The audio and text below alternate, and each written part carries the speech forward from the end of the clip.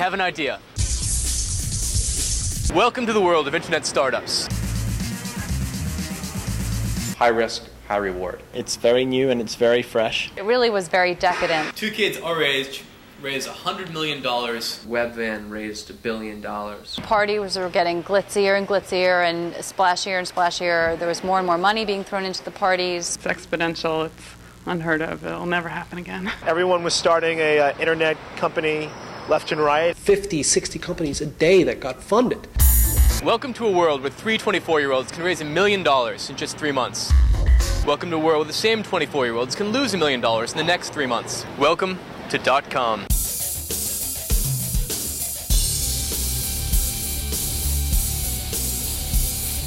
Hi, I'm Constantine, and I was the CEO of a web company called OnTap Media. The internet exploded in the mid-90s. By January 2000, so much money had been pumped into the .com economy that a virtual internet craze resulted. In this documentary, we're going to take a look at some of the companies in Silicon Alley which started amidst the market hype and which experienced firsthand the bursting of the .com bubble. We're going to take a look at internet companies in New York City, starting in January of 2000 when the white-hot market seemed invulnerable. Everyone's company was attracting lots of money and everyone dreamt of a spectacular IPO. All that changed April 14th, 2000, when the market slid 700 points in one day. Suddenly, everyone's unshakable faith in .coms was very, very shaken. Our story will be told through two entrepreneurs whose companies are in very different stages of development, James Marciano and John Galbraith. Hi, my name is James. I'm the founder and CEO of TheSquare.com. My name is John, and I'm the co-founder and CEO of Incogniti. And I started The Square when I left Andersen Consulting in July of 1996. I sold everything that I owned and borrowed some money from my family. I had about $250,000 to start, and we stretched that money for almost 3 years, from July of 1996 to July of 1999, before we raised any additional capital. We started our company in November of 1999, raising $250,000 in seed capital. And after we raised that money, grew the company a little bit, and was able to close a $6 million round of financing in April of 2000, just literally days before the market crash. Unfortunately, on April 14th, the stock market took a major dive, as did our hopes for closing our first round. And because of that crash, it took us 4 months to close the first round of financing. It's been a great ride, and I'm glad that we were able to show a lot of progress on very little money. Those were 4 difficult months, but it was definitely an eye-opening experience. Because that gave me and my investors the confidence to move forward. So what makes one company so successful when other ones aren't? Is it a good idea? Is it execution? Is it perseverance and determination? Or is it just plain luck? And now let's take a look back through the last 6 months in Silicon Alley, starting in January of 2000. A time period which many consider to have had the most impact on the internet since its conception.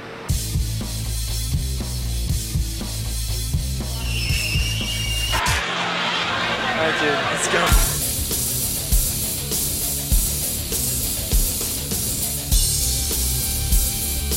It's obviously a top of the internet economy because every night I'm invited to a party like this and everyone gets completely hammered, and the next day they forget what the hell their business model is, and yet the money keeps pouring in. Is this a fucking market top or what?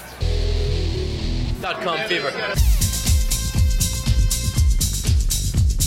At that time, investors would throw money at anything with .com attached to it. In the heyday of the internet, when you could attach .com to your name, that worked. People could understand furniture.com. Okay, let's give these guys a whole bunch of money because they're selling furniture on the internet. It was the gold rush. Everyone was trying for something. As long as they had .com in their name, it could be anything .com. You could sell ice.com to Eskimos. This is a really cool story, and definitely a success story for the Alley. Is that I remember Al Ullman, the founder of Screaming Media. He had an apartment on the Upper West Side. He was 4 months behind on his rent. He literally had one light bulb in his apartment. So either not enough money to buy a light bulb or just no time, which is the case with both of us. I used to come in at least twice a week. Al would be passed out on the floor here on the carpet because he'd just work throughout the night. And I mean, at least twice a week, he'd be passed out on the floor. I've been here all night, probably 3 or 4 times a week. So he never even made it back to his apartment. And so Al was, had no money, nothing. And now, Screaming Media is public, and I don't know if he owns 10% or 20% or whatever, but he's worth, on paper, $50, $60, $70 million. But that's a great story.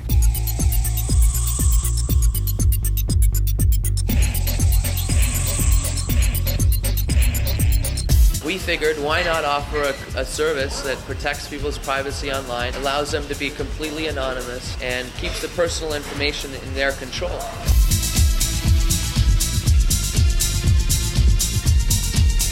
The Square is an executive search company. We do what we call lead with the candidate. Because we have a membership base of 50,000 plus Ivy Leaguers, a lot of times we'll go into clients, we don't even know what the open position is, but we have members that want to work at those companies. So we have great people who want to work at great companies, and we go to them and say, are you interested in this candidate?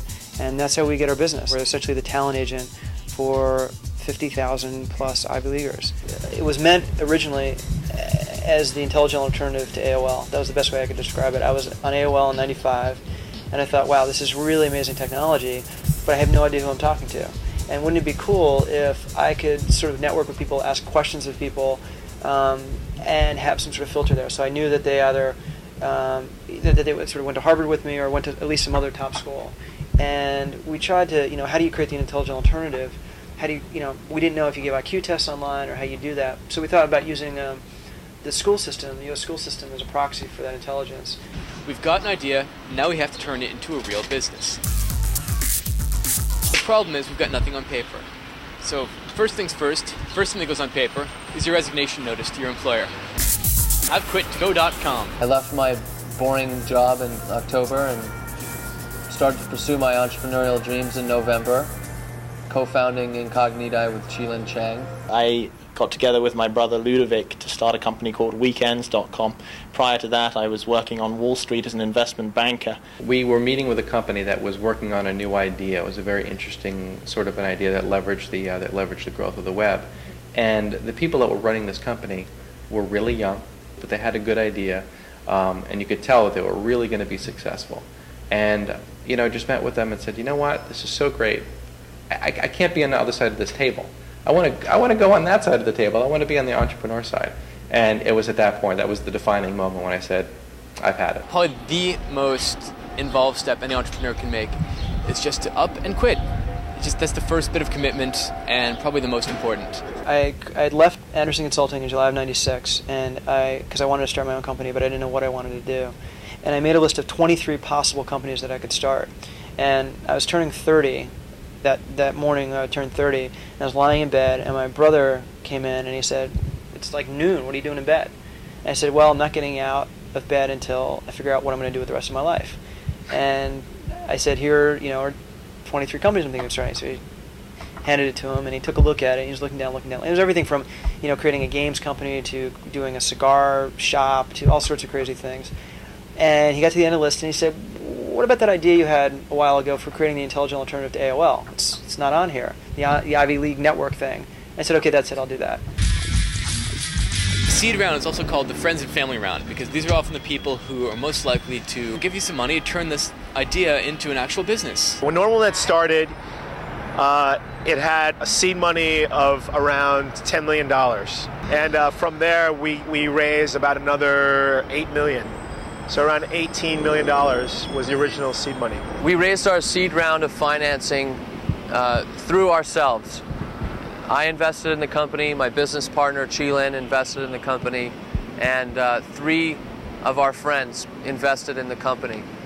All told, we raised $250,000 to begin with. I sold my car, I sold my 401k plan, took the big tax hit from the government. I sold bonds that I had been given since I was, born, I think, and coins and whatever I had. I sold everything and took out a loan for my family, and I stopped my student loan payments because I couldn't afford to pay my student loans from Harvard or Dartmouth anymore. Did what's called a deferment, and then I had a $100,000 equity investment for my grandmother. So I started with about $250,000 for that original seed money. This kind of thing isn't unusual with a startup company where the founders and their friends and family take the risk and put their own money in the very beginning. By the end of 1997, I had about $2,500 left. I had about 1% of that money left, and basically wasn't willing to give up.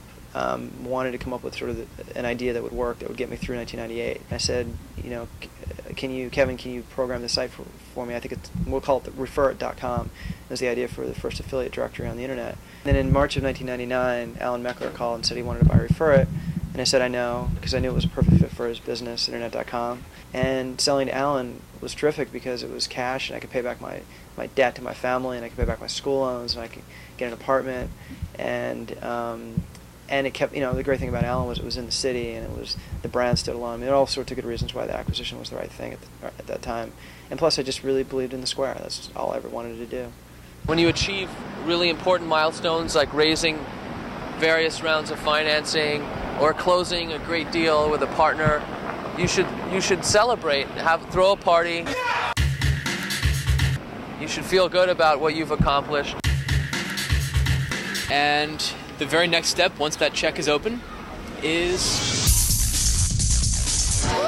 parties. Party. The first of many internet parties. You throw a party to celebrate your seed round. You throw it to celebrate your corporate website launching. Then after a while, once you've got no more reason to throw your own party, you go to everyone else's. This can occupy 5, 6, 7 nights a week easily. At that time, there was a party being thrown every night, often more than one a night. It got to the point where it wasn't so much a question of, do we go out tonight, but where's the party and when does it start? Hi, my name is Claudia Chan, Director of Business Development for Money.net. This is the Director of Business Development for FortuneCity.com. Ben Sanders of Realtivity. People that come to this party either want to raise money for their company, and then they're like business development types that want to make partnerships happen. And then other people just want to chill and dance and have fun. It was crazy. They were wild, lavish, fun. People were spending huge amounts of money, insane amounts, to throw these parties, maybe to strike some deals, maybe to let their employees blow off some steam, but it was a wild time.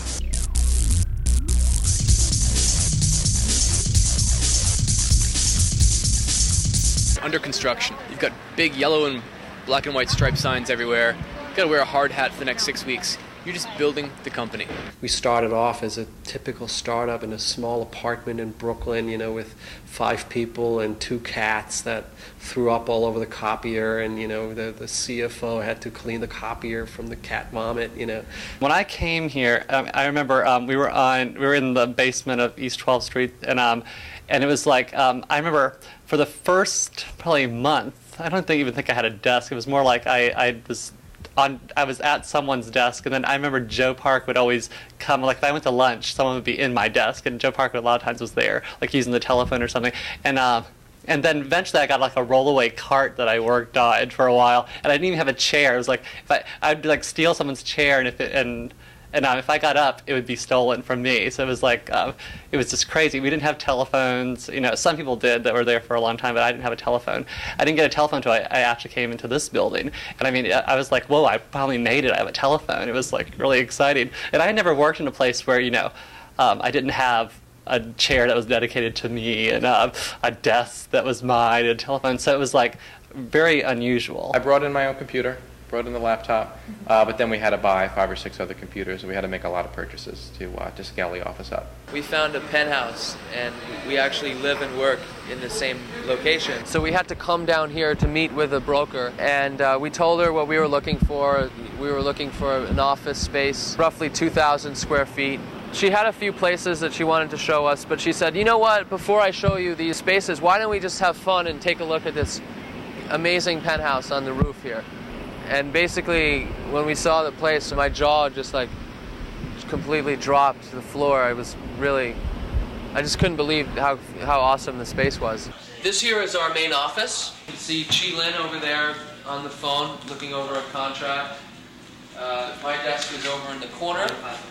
And Bill is enjoying some chicken and some wine while checking his emails. This is where we spend 24 hours of our day. We're on the phones, we're doing emails, writing business plans, doing presentations. You name it, we're doing it here. This is where it all happens. I mean, we were, working in my brother's apartment on 23rd. We were working in bars. We were working at the Harvard Club and the Yale Club. I kept getting kicked out of those places because you're not supposed to be having paperwork around. And then we did that for 4 or 5 months, and I finally said, this is ridiculous. We need an office. My brother, who had heard about 55 Broad Street in the New York Times, said you should go check this thing out, the Wired Building. For those who don't know, this is the first Wired Building in New York. This was Bill Rudin's vision back in '94, and it was the old Drexel Burnham building that was in mothballs. And I guess it was the governor or the mayor or whatever, the city, basically asked the Rudin family, which are large real estate holders, to do something with the building, to get it going, and really to try to revitalize downtown. So I came down here, and they showed me this 23rd floor in the corner office, and I fell in love with it. And at the time, there were really only a handful of companies. This was October, November '96. The anchor tenant was N2K Music Boulevard, which of course was folded into CD Now. The people that marketed the building, the Rudin family, which I thought did an incredible job, were hoping to capture community, in that a lot of small internet companies can all get together and brainstorm and try to drive the internet economy forward together. They used to call it the digital sandbox, where a whole bunch of young people would come there and play. This is the first office space we had at 55 Broad Street on the 23rd floor, Suite A, corner office. Saw it first time, fell in love with it. And this is now where we have all of our tech guys. Lead tech guy, Seven, Ty, and Daniel works on membership verification. This is my office in here. At one time we had as many as 4 people working in this office, and now we have a little extra space, so I'm able to enjoy it as an office/conference room. And so the building was just, I really wanted to be in here, and part of it was you actually had an interview to be in the building, and you could only get in the building if you were a .com, if you were an internet company. So we had to prove to them we were actually an internet company, which was interesting. Because we had no credit history, and because we couldn't personally guarantee the rent, we actually had to pay the whole year's rent up front in cash, which was $114,000. It cut our budget in half, basically, our funds in half. After we signed the lease here, I was, I really didn't have any money, so I was crashing with my brother, and then my brother got rid of his apartment, so I was crashing on the floor here at the office, and, a couple nights the guard walked in when I was sleeping on the couch, and I just told him that I was, I just fallen asleep programming or something, and I joined the New York Sports Club around the corner on Wall Street, and I was showering there in the mornings, and it was crazy, crazy days. The first round of financing follows the seed round. You might call it the fertilizer round of financing. You're giving us a little seed of an idea, something in which to grow. Questions to ask are, how much fertilizer do we need? Where does it come from? And how are we going to spend it? We finished raising our seed round of financing, and immediately after that, we embarked on our quest to raise our first round of financing. We pounded the pavement for about 2-3 months, raised $1 million fairly quickly with just literally a business plan, which you could do back then. It's a lot harder to do that now. In our case, we contacted venture capital companies who finance early stage companies. A venture capitalist is a company that manages money. Either it's their own money or it's other investors' money, but they invest this money in privately held companies at various stages of operation.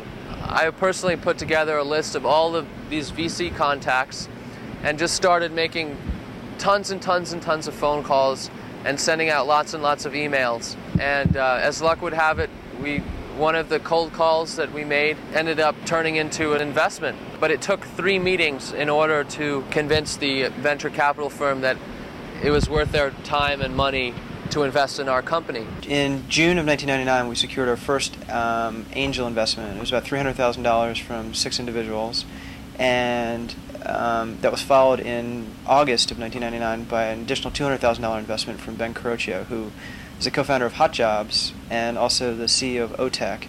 And that was a really meaningful investment because, first, $300,000 isn't that much, and the extra $200,000 allowed us to go further before having to raise more money.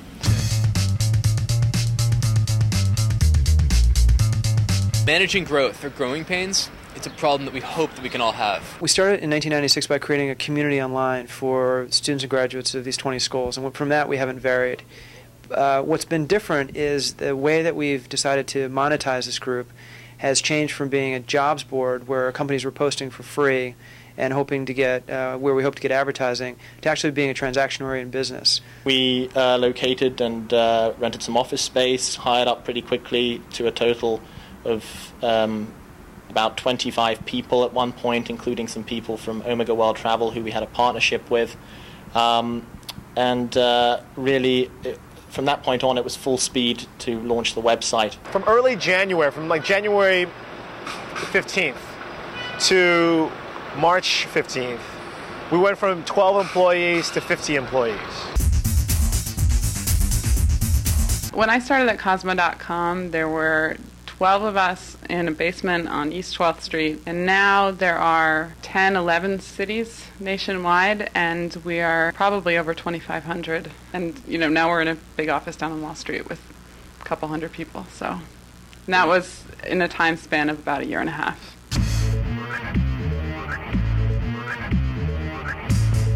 The second round of financing follows the first. Once you've already had a proof of concept, you want more money to build out more infrastructure, more services, more management.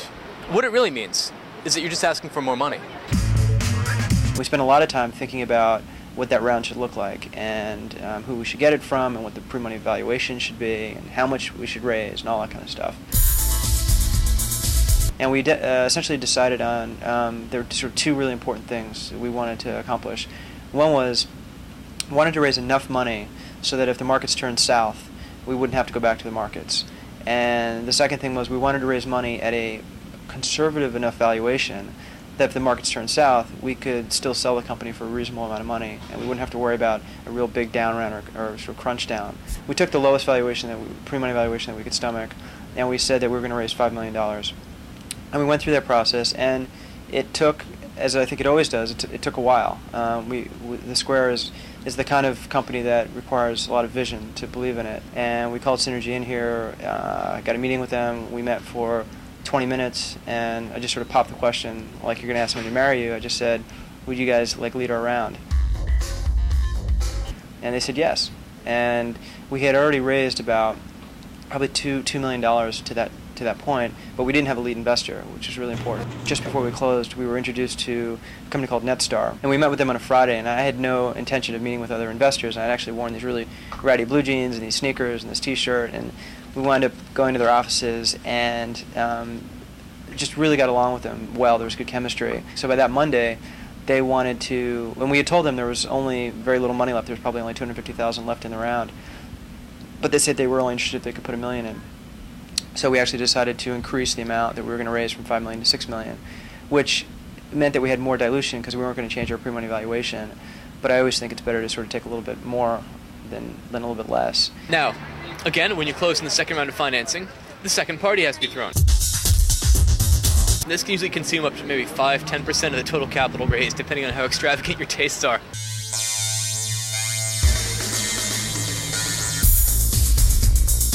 Hi, my name is Courtney Pulitzer, and I am the president of Courtney Pulitzer Creations, which is a company that focuses on informing and entertaining people within the internet industry about each other. It definitely got to a point where they were just turning into great big parties, and the music was loud, and you were just there to, it was a club scene.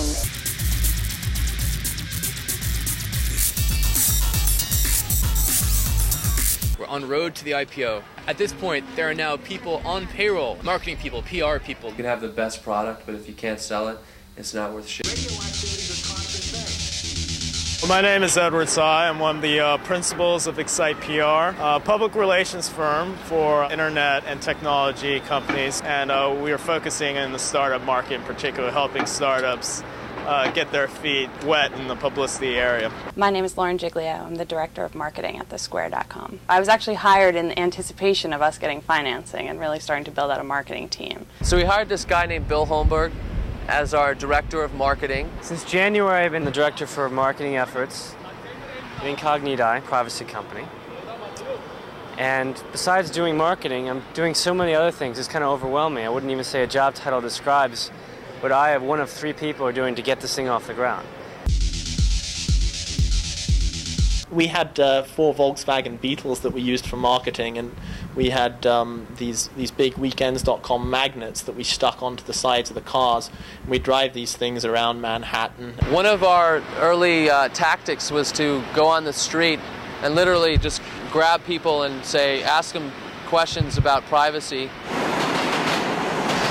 So I'm just curious, if I were to tell you that we could offer a service called iVanish.com, which allows you to be anonymous, to surf and shop anonymously on the web, would you use it? It's free, by the way. Would you use it? We got all sorts of responses. Some people looked at us like we were crazy. We would actually dress our employees up, whether it was, me, the president of the company, or Ludovic, the CEO, as clowns, and we'd all have to do our shifts at lunchtime, driving these Beetles around and screaming out the windows, what are you doing this weekend? It was very good marketing, and we got a lot of registered users that way. One of the places that we used as a place to promote ourselves is Cyber Cafe.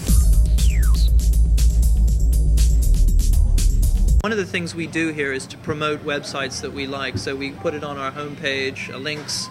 We also could do special events. We've done 400 events here at Cyber Cafe. From the marketing point of view, it's absolutely an amazing place to work with.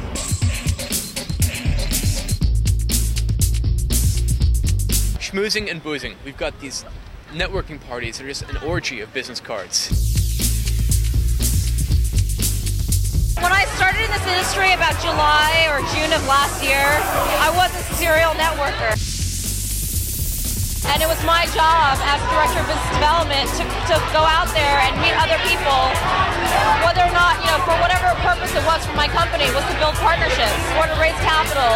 I would go to these events, and there were like CEOs and, marketing people and ad sales people and venture capitalists and so forth. And it was just a matter of meeting them and putting our name out there. I was basically a walking advertisement for my company. I can say that every internet event that I've gone to, I've gotten a partnership out of. This industry, the internet industry, has always been very social in the sense of people being very curious about each other who are working in this industry, and everyone trying to meet as many people as they can to network and to meet other potential business partners. Lots of networking parties, because my first instinct coming from the consulting industry was to make sure that you get to know everything you possibly can about this new industry that you're entering into. So I read every single thing that I could about the industry, which was basically at New York and Silicon Valley Reporter and Alley Cat News. Let me tell you about this party that Pseudo had that was also quite significant and got written about a lot, which was when over New Year's from 1999 to 2000, they'd rented out an entire tenement building for, I think it was almost a month. And it was called the Quiet Period, where Josh had anyone who wanted to come in and stay or sleep or watch people having sex right there in the open. There was all sorts of stuff going on there, ranging from just coming and walking around, having a smoke, and then leaving, to things you probably didn't even want to imagine. So that was going on for an entire month that they had, and that was another wild and crazy party that was going on in New York. So there was this company called Pixelon.com, and they raised $30 million, and they used $16 million to throw a huge bash at the MGM Grand in Las Vegas. They brought in The Who, the Dixie Chicks, and it was just a whole night of crazy music and beer and women and gambling. It was the biggest party in the history of the .com world, and definitely the most notorious, because it turns out that the owner of the company was a professional scamster and had a history of defrauding investors and using the funds for his extracurricular activities. There were plenty of points during this year, 2000, where it was nearing ridiculousness with the number of events going on and the size and the significance of the events. There were so many Thursday nights where there were probably about 8 or more parties going on, and they were all great parties, and you just had to decide which one were you going to go to, because there were so many events. And that was very common, especially in the earlier part of 2000.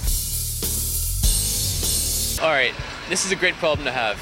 You've been funded, you're growing, and you're spending this money. It's called the burn rate. and just how quickly you're shoveling your dollars into your fireplace. We had to be very careful about making sure that we kept our burn rate under control and that we had sufficient cash flow to fund our activities. If your burn rate is very high, if you're spending more than you're making on a consistent basis, and the VCs are maybe a little bit more careful about their investments or take a little bit longer for their due diligence, you could be growing at leaps and bounds. But if you can't fund the day-to-day, if you're not watching that cash flow, you're out of business. Never get out of money-making mode. Having cash flow is the most important thing in starting any business. When money runs out, guess what? So does your luck. It's like Rome in 80-60. It's like, let's just keep fucking and eating, and this is never going to end, but it is, and everybody's going to really have a bad hangover when it does.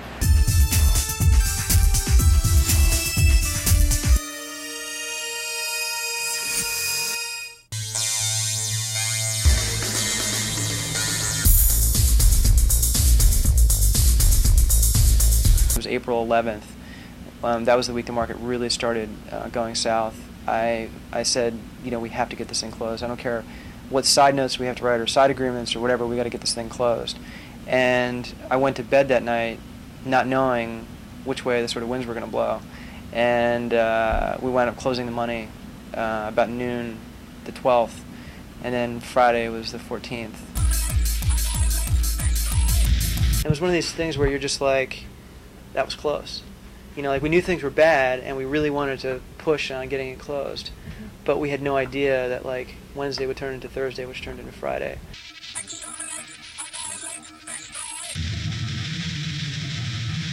We take you back to April 14th, 2000, a day some call Black Friday, the day the market slid 700 points in just one day.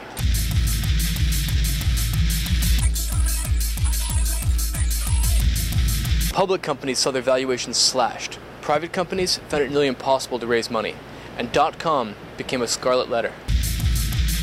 Some saw it coming, most didn't.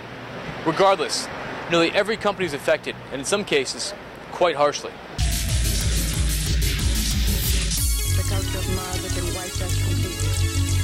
On April 14th, the market crashed, and that's when things started to get really tough. One of the investors that had committed to financing us pulled out because they said, well, the market conditions are so bad and we have to reevaluate all our investment decisions and we can't invest in your company. So that was the first piece of bad news. And then that sort of was a harbinger for future for the future in the sense that a lot of the other VCs that I started to talk to after that point, just their interest level was much lower. There was a sense of invincibility, and that invincibility was taken away on one day. We went from being really secure to being extremely insecure. Well, I remember sitting on the steps of, out there's a Ben Franklin statue. We're down here on Wall Street, the catty corner of the New York Stock Exchange are all these steps, and my VP of Finance and I walked out on Friday when the market really tanked that Friday. And we just sat on the steps and just sort of watched people come by and watched the film crews come by. What happened in April killed everybody, and it killed us too. It was very depressing. I mean, a lot of our investors had lost literally millions of dollars on paper that week, and I was trying to call a couple just to follow up on some things and trying to get their money in. And I mean, everybody funded except for the one person that couldn't close his venture fund. But it was a pretty crazy week. We had 3 no-brainer investors, very solid VCs that were days away from saying, yes, we love you, and courting us. And 2 of them changed their mind, one even when having signed a document, which is really frustrating. So, when you go from, yes, we love you, to we don't love you anymore, the deal's never done until the money's in the bank. And we came this close to having money in the bank twice now. We kept going. There came a point where things started to get, really bad in terms of the cash burn and what was left in the bank. And, at that point, we rounded everyone up and had a chat with them and said that things might get a little hairy now. Obviously salaries are very important. We'll keep paying everybody, but there are going to be some cutbacks here and there. And, the future's very uncertain at this point. We kept our fingers crossed all along, but the second round never materialized. At which point we started looking for strategic acquirers to acquire the company. There was a lot of interest from the travel industry and the online travel industry. One, we had a very strong URL, weekends.com. It says a lot to everybody. Two, we had a lot of very strong relationships in place, vendor relationships.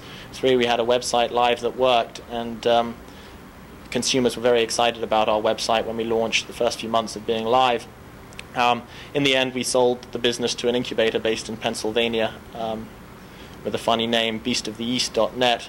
We didn't, sell it for anything near what I would have liked to, but, it was a clean exit.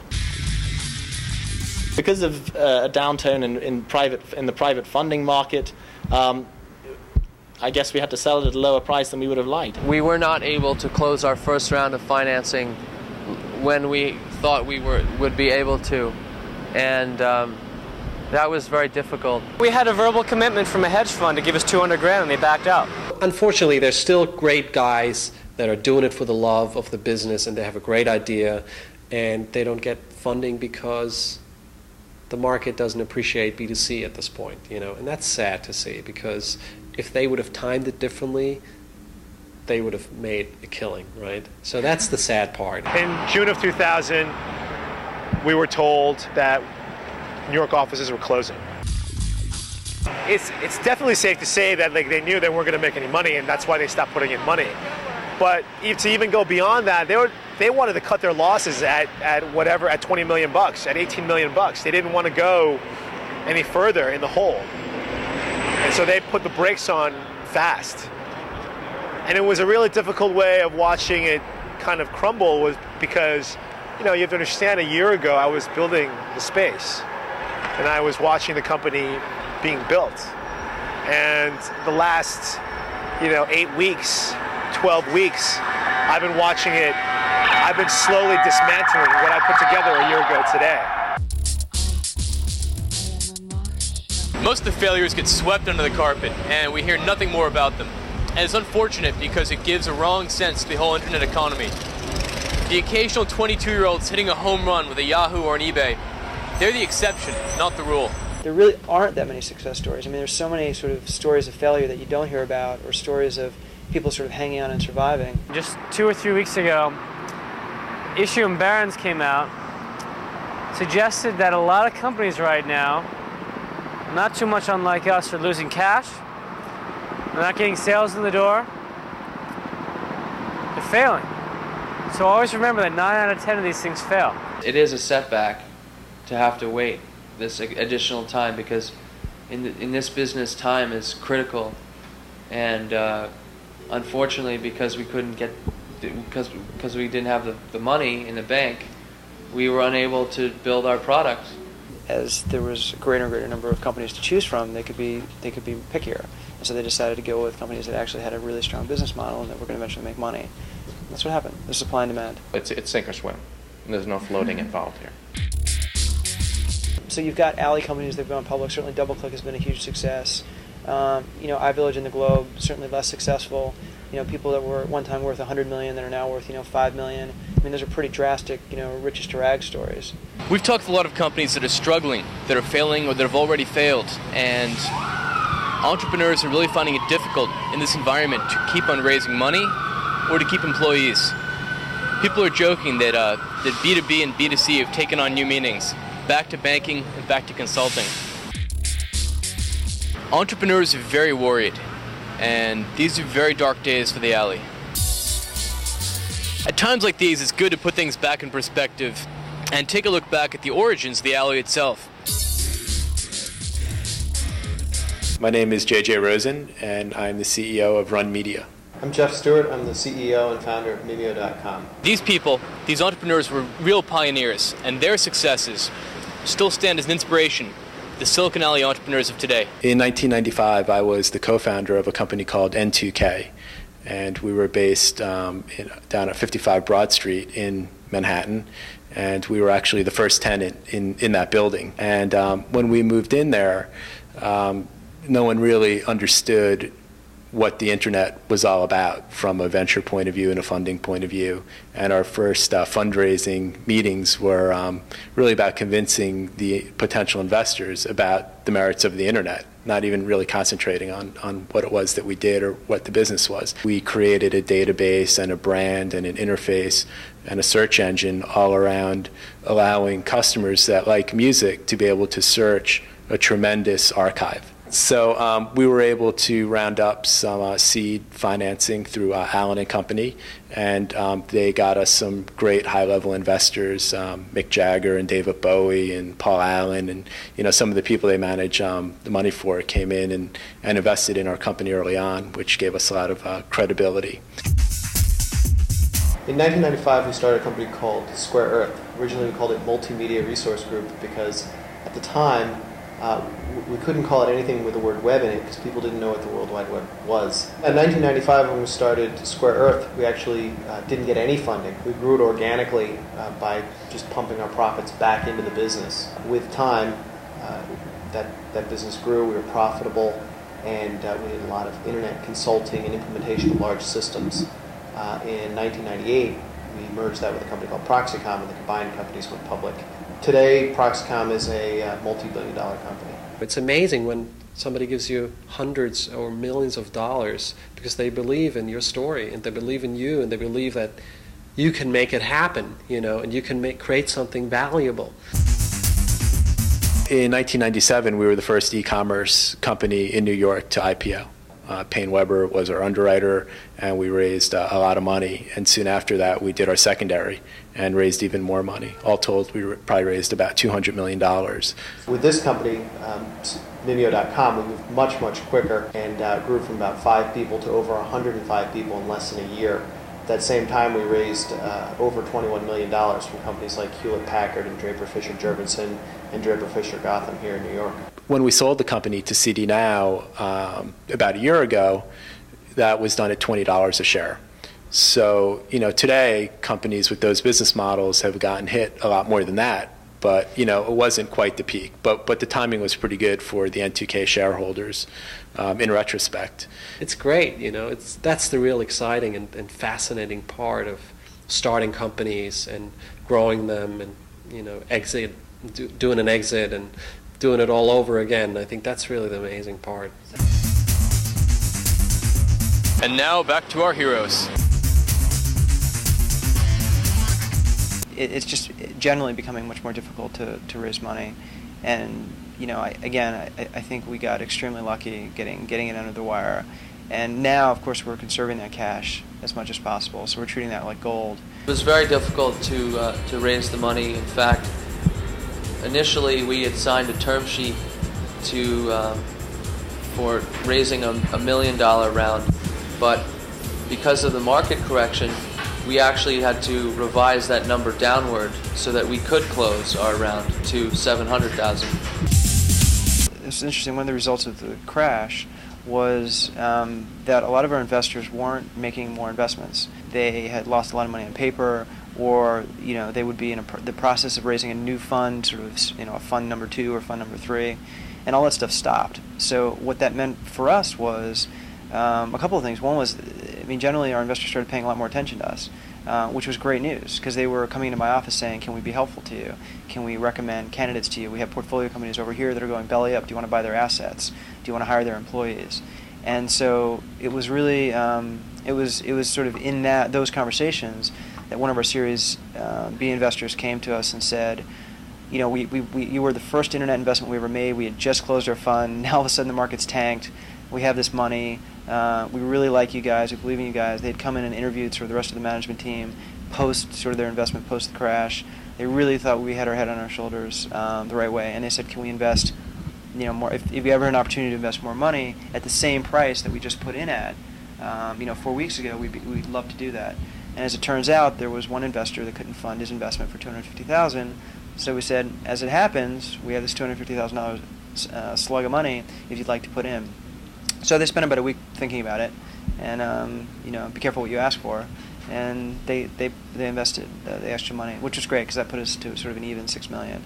In order for us to survive as a company, we realized that we needed to have more of a B2B infrastructure focus as opposed to being a B2B2C company, which we were. But we persevered and we changed our business model, reevaluated our positioning, and finally assessed that we had to be a B2B player, and then we changed ourselves into that new identity. There's been a real shift in how these companies network. Over the last 6 months, it's moved away from the wild, crazy parties we saw towards more focused events. After the market correction, there has been a trend to have maybe fewer events, but to have them be a little bit more elegant, have a little bit more of a distinctive note so that it's not just any old big glitzy party again. It's been harder to get companies and sponsors for our events just because marketing budgets are being tightened up so much. So that is one reality that we are experiencing as hosts of an internet party. People are a little bit more serious in the networking events that they're attending and their personal goals when they go out and network. So they are, if they, for instance, didn't join up with the New York New Media Association for a few years because they didn't need to, there were so many other things going on that it didn't matter, they're rejoining the New York New Media Association. The New York New Media Association is definitely about networking. Their parties are more networking oriented, matching investors with companies, helping members come together to discuss industry issues, to meet potential partners, whereas the parties like the Pixelon type parties were all about just spending millions of dollars for one night bash where everybody's just out there to have a good time. Now, that's not to say that people don't have a great time and fun time at these New York New Media Association parties, but it's a little more professional. Basically, there are two types of networking. There's a networking to get the business, and networking to get funding. To get funding, there's a group that meets once a month. It's called the iBreakfast, and you could submit your business plan, and if it's accepted, you actually get up to present your business plan to a group of people, and the group is made up of angels, other business owners, people basically in the space. You get up there, you pitch your idea, and you get questions and answers from the audience. So it's a really good opportunity to get your idea out there and maybe get some angels interested in it. The other group is the New York Venture Group, and they meet at the, I believe it's the New York Athletic Club on a monthly basis. And that's a bit higher level. There's some solid VCs there, some solid angels, really good group of people. You got to try to make sure you sort of go to the right ones. So I recently went to one that was specifically for CEOs, and I found that more useful than sort of a generic, party where there's just lots of dancing. In general, it was a correction that was needed. I think it kind of sorted out the real companies from the hype companies, and it put a lot of pressure on companies that haven't really fully sorted out their business models yet. There are just as many businesses going out of business that went into business a year or two ago. So there was a big entrance into the marketplace a year or two, and now there's a big exodus. And only the best companies are surviving.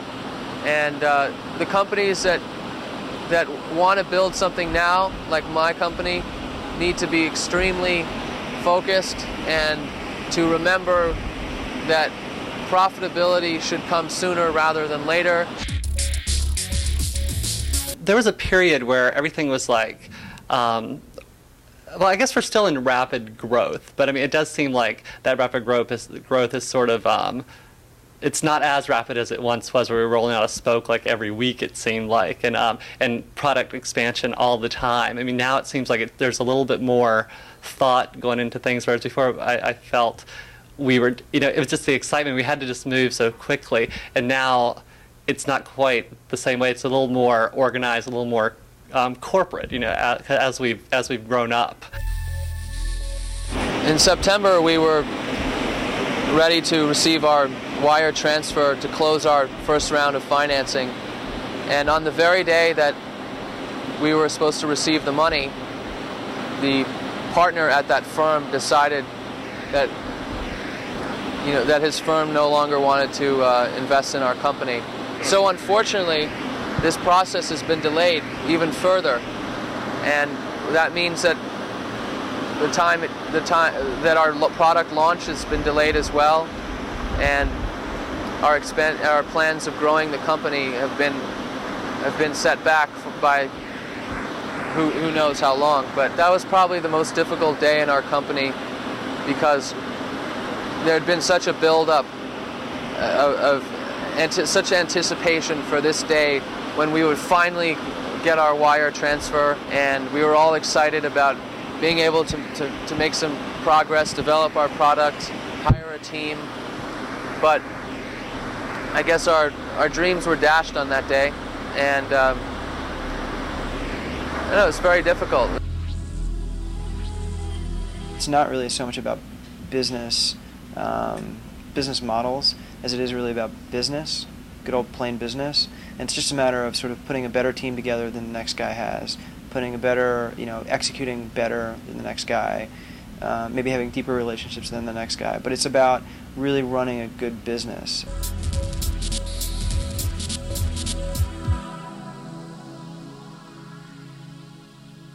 The economy's not back yet, but it's getting there, and we don't yet see the light at the end of the tunnel, but we know it's there. It's so hard to predict what's going to happen with the internet. I don't like to say the worst is over. I don't even think the worst, I wouldn't call it the worst.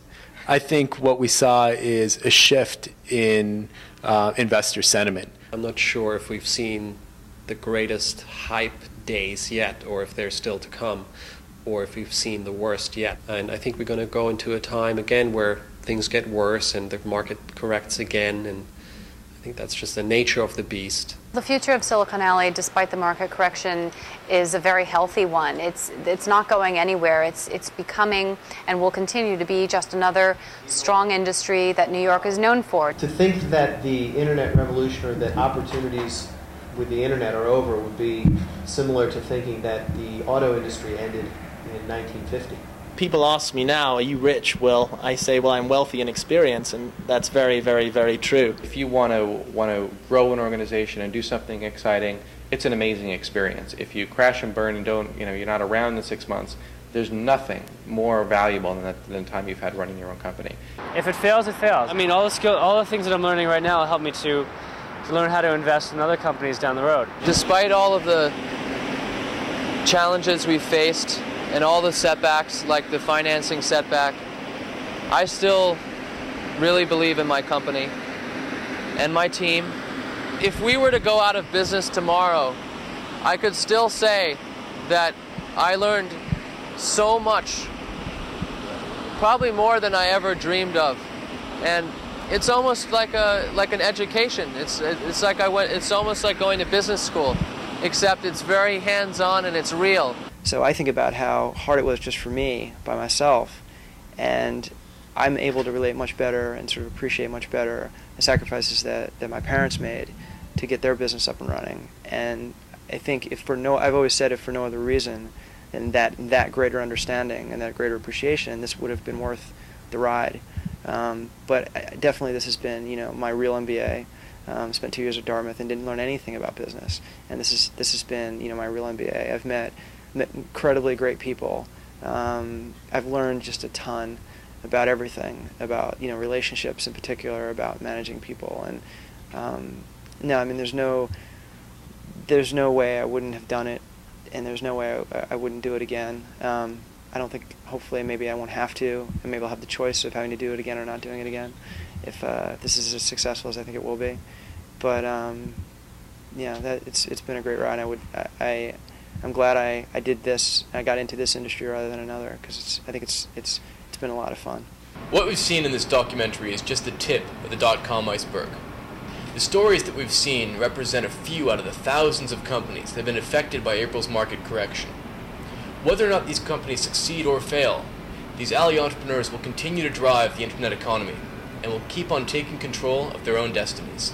I would definitely do it again. I think it's such an amazing feeling, an amazing way to live your life. We've got all the infrastructure, and we've got all the capital, and we've got everything in place, and now it's just it's time to get to work.